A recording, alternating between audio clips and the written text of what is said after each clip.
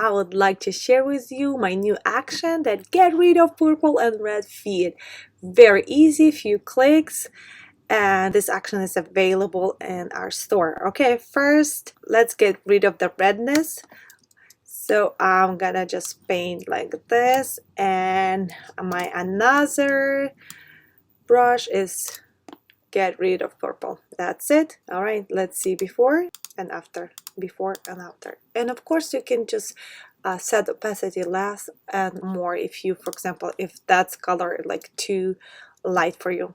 Isn't it cool? Few clicks, and as you see, I didn't even open my action. All I did, I just set everything to my keyboard, and as I work on newborn, I just press, for example, press F1, for example. I'm saying I set this action for F1, I just press F1 and it's right here. I painted and forgot about it, and here again I have Control F3 to get rid of this.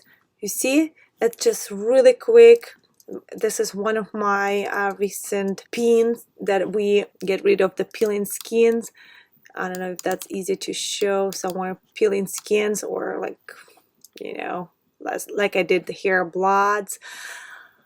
Easy, few clicks, and voila, and finish editing.